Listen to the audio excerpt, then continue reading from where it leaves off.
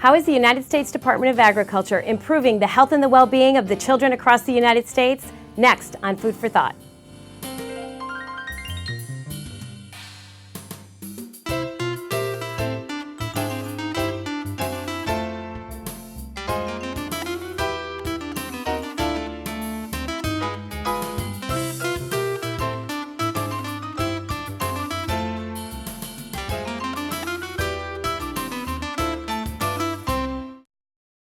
Hi, I'm Jodi, the host for Food for Thought, and thanks for watching. Today I'm joined by Dr. Katie Wilson from the United States Department of Agriculture.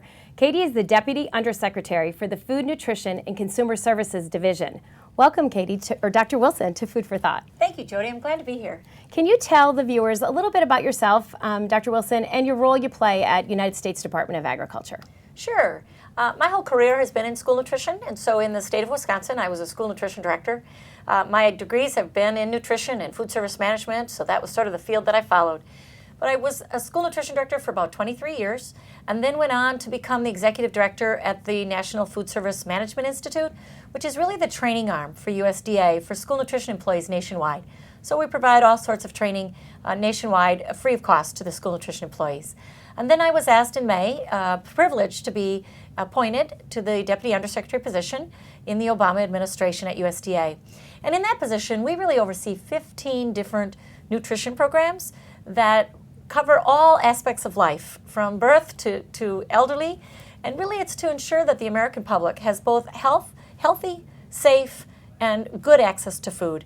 And so those are the programs that we oversee pretty much nationwide into all aspects of people's lifestyles. Well, it is our honor and privilege to have you with us in Anne Arundel County, and I feel that I have a special tie to you because we, for years, when you were in your role as a director, as a food service director, we were able to meet, and I think I was new in my role. I understood the nutrition and the components of all of the programs that we offer, but I was like, ooh, I was shy, I was worried. What's the next step? How do we move forward? I have seen so many great changes that have happened through USDA and all the programs that they offer here in Anne Arundel County. You know, can you share with the viewers a little bit about when you were in your role like I was, or like I am right now? You know, what changes have you really seen? I've seen many. So can you share a little bit of those changes that you've witnessed over these past 20 years? Sure. You know, in the late 80s, early 90s, school nutrition was, if you kept everybody happy, that was exactly what the school district wanted you to do.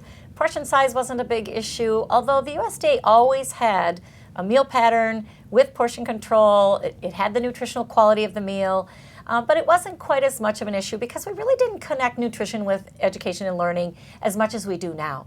And so really over the years, I have seen an improvement in the quality of the meal, you know, real consciousness effort to make sure that it's quality, not just quantity. We really want to also educate students and parents what a meal looks like, and so we incorporate the dietary guidelines for Americans into the meal pattern now. And if you look at the new My Plate icon, it shows a plate, and it shows sort of fill it half with fruits and vegetables. So that's what we're trying to do in the school nutrition program as well. So over the years, we've sort of continued to watch the science and learn from the science. And as that science of nutrition changes, as you full well know, it changes on a regular basis in particular, because it's a relatively new topic and a new field to be studying in. But we really look at that field of science. What do the dietary guidelines for Americans recommend? And then we incorporate that into the school meal program. Now that being said, we also have to help educate the students why we're doing those changes and the importance of that good nutrition and how we connect it to learning as well.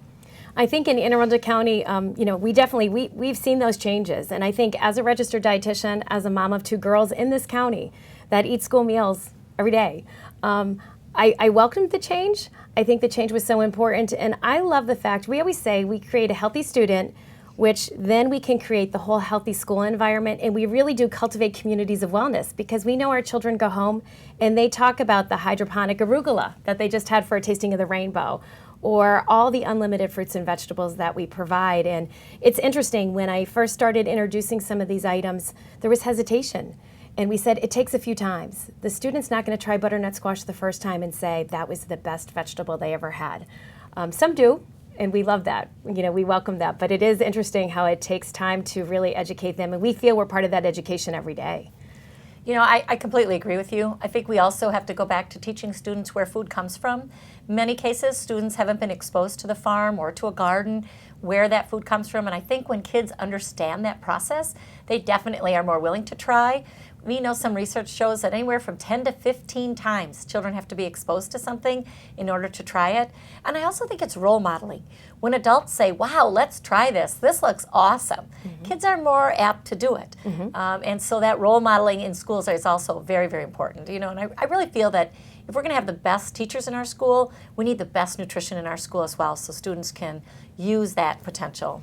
It's funny that you say the role modeling, because we say in nutrition services, all our staff each and every day should have their lunch, eat with the students, and I know we're going to do that today, but take every opportunity to show the students how important it is. And in Anne Arundel County, we offer breakfast in all of our schools, but over 60 schools have breakfast in the classroom. And that teacher is able to eat with their students, which is just priceless. To watch that in action, it's engaging. They talk about what they did the night before. They talk about homework. I mean, there's still students that are doing enrichment and learning and worksheets or reading. So it's just really a wonderful way to pull the classroom together and to be able to look at that teacher as the role model. And I've seen that all across this country. People that have taken breakfast and put it in the classroom. I was just in another state, and they were doing vocabulary, they were writing essays, they were finishing up homework. But the teacher also said that they're learning social skills, because students have responsibility to pass it out, to clean it up, to pack it all back up, to put the cases where they belong, or whatever the school does to make sure that breakfast in the classroom is doable. And so that was an interesting take as well, as how these students are also learning social skills and responsibility all over breakfast in the classroom. And then, of course, they said that students just aren't tardy anymore because they don't want to miss breakfast. Right. They're there on time and they're ready to learn. We always say they're fueled and ready to learn. So it really is. I love to see that or hear that you're seeing that across the country, because I know we really do empower that in every school. If every teacher really engage with your students, have them start fueled and ready to learn for the whole day. We don't need them down to the nurse or missing school or just not interested. I mean, our nutrition is really key ingredient to their educational success. Certainly puts the two together, because a child that comes into the school building and sits in his classroom and they're hungry, all they're going to think about is, what am I going to eat next? When am I going to eat next? When they've had something nutritious, and not just a candy or something on the way to school, but something nutritious, they're going to last the rest of the morning until lunch and really be able to concentrate and put effort into their studies. Yeah, it's so important. Can we talk about your second role that you mentioned, just a little bit about yourself, but it was about the National Food Service Management Institute, or now it's the Institute of Child Nutrition, and how that's the education piece or the training piece for USDA. I've been honored to be invited and to attend the Institute and to be able to really capitalize on the great professional development that was offered. We now have professional standards in place for all of our nutrition staff. We love that it's there. We're able to showcase a monthly morsel. So each month we have a new training topic with our staff, and it really just empowers them to make the right decisions with their students and to be able to further train their students for healthy choices and to be physically active and to move more. How many more adults in the day can really have that same message? So could you share with the viewer, because somebody watching might say, a school food service cafeteria employee, they don't need much training, or they don't have to worry about much, and I think it's quite the opposite. Well, let's start again back when I first started in my career. That's exactly what it was. They were just school cooks until I asked the question, have any of your school cooks been trained in food safety? And then people kind of looked at me and thought, well, what do you mean? Well, they have an access to all the people in your community. So why wouldn't you want them as well trained in food safety as any restaurant you attend? And so training is really one of my passions. I think it's very critical for school nutrition employees to be well trained, not only about food safety, which is really critical for the health and well-being of your community, but think of the efficiency. Think of the effectiveness. When you have efficient people in a kitchen, you're also saving money. Those people don't need extra staff. They don't do overtime. I mean, you really get more efficient. They can also then become more creative as well. I think it begins to empower the employees, and they feel good about themselves when they're being educated, just like anybody else on the school staff. We have highly educated teachers, we have custodians that need to be educated, and the school nutrition staff is the exact same way.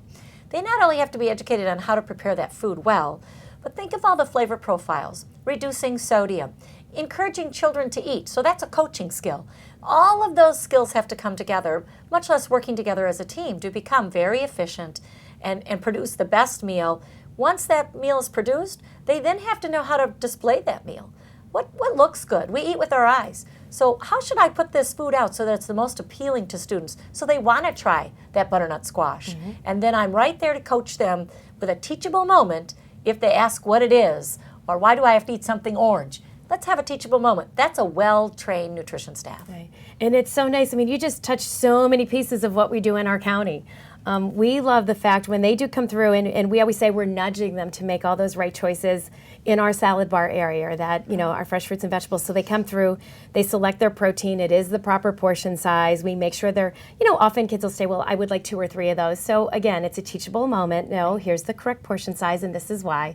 They go through, they get to that area, and we might have a student that'll say, I really don't like any of that, or I don't want to try any of that.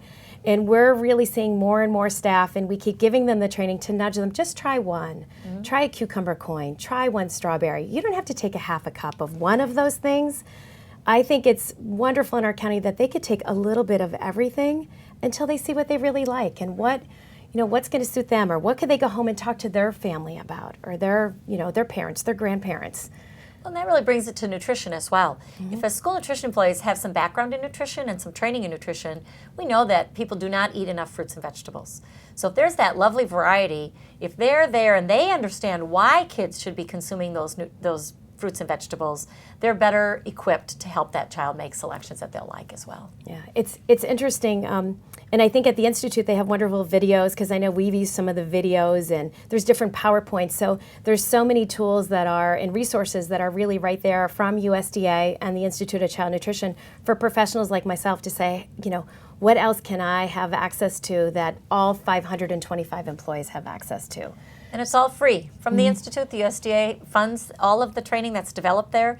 What's nice is it's attached to the University of Mississippi, so you have university backing, and so you know that it's well done, curriculum is well done, there are outcomes, there are learning objectives, and so it really, and yes, you can do 15-second videos, you can do videos without words, you can do 8-hour-long training, so it's all different things, whatever works for the district. Also available online, so people could do it on their own if they chose to. We also have letters that were given to the Institute from people that have changed their lives because of the training. They started as a 2 or 3 hour cook. Now they're managing a kitchen, a cafeteria in a school district. Because of the training that they took, they now were able to bump up into those positions and literally change the way their life is, their lifestyle, because of the difference in number of hours and income they were making. And I think that's one thing you could say hands down about any school nutrition professional is they're so dedicated, they are so passionate, and once they come, they stay. I mean, we love it. They're part of the community. Their kids went there, their grandkids are going there, they're still there. They retire in our county and they come back. Right, they want to come back and substitute They for do. you. So, they come back right, as a retired rehire, and they work every day. Well, what a rewarding job, though, to come every day and to prepare this food and then to try to coach children and work with children so that they live a healthier lifestyle, so that they perform better in the classroom. There isn't a more rewarding job. We've been in it a long time, haven't we? Right. And I think that's the joy of working with you and working with USDA is, each and every time I'm with you, it just inspires me to do more. And what else can we do for this county? We have great support. Our superintendent of schools, Dr. Arlotto, could not be more supportive of the nutrition and of the wellness piece, and how critical it is as that key ingredient to really have that student, well, ready, fueled, and ready to learn at every step. So it really does. It ties in so perfectly. Well, and really from the USDA standpoint, we appreciate how open you are to, this county is, to giving access to food to children all during the day, all during the year. I mean, you don't ever really shut down in this county, which is really phenomenal, because hunger never takes that vacation. Those children need, first of all, socialization. They need to come together, but they also need nourishment. And so we do appreciate all the different programs that you take advantage of so that those children have access to food. It also takes away that whole image of that it's only for lower income or one income level. Really, school nutrition is for all children of all income levels, because it's a convenience, it's nutritious, and yes, it's very cost effective to use the school nutrition program. And it tastes great. Yeah, it sure does, yes. All right, we're going to take a break, and then we'll come back and we'll talk more about the programs that USDA offers. Sounds good. Don't go away. We're going to be right back with Dr. Katie Wilson from the United States Department of Agriculture, and we're going to talk about a lot of different programs right here in the county and across the nation. I'm Corporal Gamble with the Anne Arundel County Police. In regards to school safety and security, violence is not tolerated in schools. If you're having an issue with another student, I implore you to come down and speak to administrators and responsible adults and give them the opportunity to hash out your differences safely. Because if you don't, you could be placed under arrest and you could be riding with me to the station.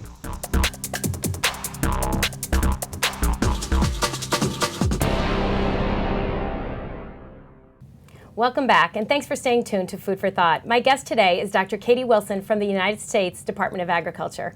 Dr. Wilson, we had such a great first segment talking about so many things, but can you share with the viewers a little bit about USDA is so big, and with my dealings at a county level and your dealings at USDA federal office, how does it work? How do you provide me the tools and the resources and the opportunities I need to be successful here in Anne Arundel County?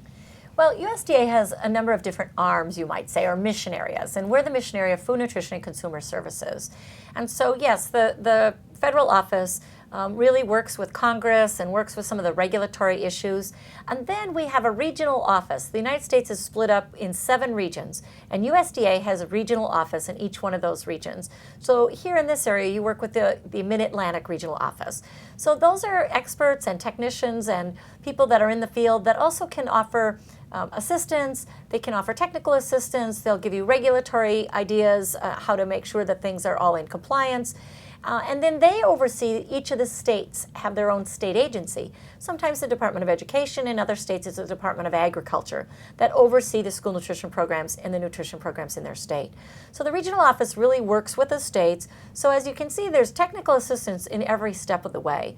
And then the state will work with, I'm sure you're very familiar with your state agency, because I know in Maryland it's a really good one. We really like the Maryland State Agency because they have really good, strong technical assistance. They're very active, they're very passionate about the programs. So they then interpret some of the regulations, and they do a lot of the training. You told me today some of your staff is in training about summer feeding, summer meals, and so they do a lot of the training then within their state.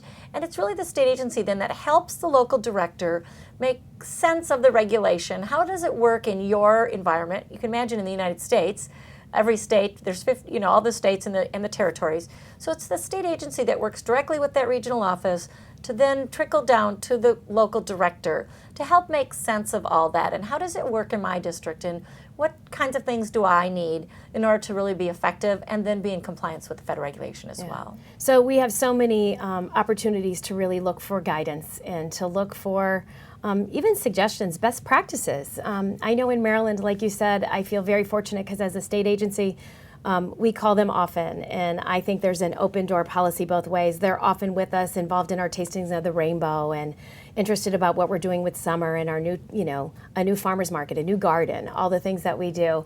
And especially the Mid-Atlantic region too, we've had quite a few of those folks with us here, and we've partnered with them in some presentations about farm to school. So there was a farm to school conference, and it was for the whole Mid-Atlantic, and Anne Arundel was one of the presenters at that. So it really does help that we're all supportive of each other, we all collaborate, and if there's a little bump in the road, there's always somebody there to help you get over that and to really do what's right for the kids in the county.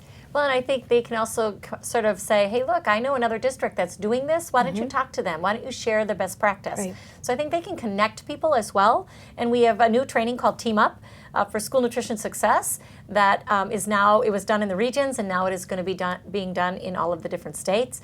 And that is a peer-to-peer mentoring program that the USDA is doing, where people come and talk about challenges, and then people that are more successful in those areas share best practices. And it's been very, very successful, and I'm sure you'll see it in Maryland soon. Good, and it's nice when you hear it from a peer, because you can really go to them and say, does it really work? Or yes. How'd you do that? How can I do that in my county? It's always easier when someone says, hey, I've done that before. You and I have shared those experiences. Many How do I times. fix this? I have this challenge. What did you do with this? Right. And then it's just a peer-to-peer sharing and best practices. And I think it often charges our batteries to come back and say, how can I implement that? How can I start to do that?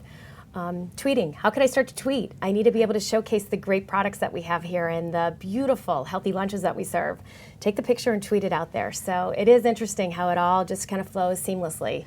And in school meals, we've always been doing great lunches. I think over the years, there's many in the field that have been really doing very high quality, great meals. And you're right, we just need to learn to tell our story better, and maybe we can help each other do that. Mm-hmm. Yeah, because we're often just, how do we serve the next meal, and how do we have more children eat with us, and how can we educate them about this new fruit or vegetable? So it's funny taking that extra time just to showcase what we do, and I think the more we do it, especially here in our county, I really feel that parents are able to see it and understand the value, like you said, economically nutritious, it's healthy, portion sizes are correct, and it really sets the foundation for that student, and they're learning the whole day. And they can then look and see what a meal looks like. We've sort of gotten out of what a real meal should look like portion-wise.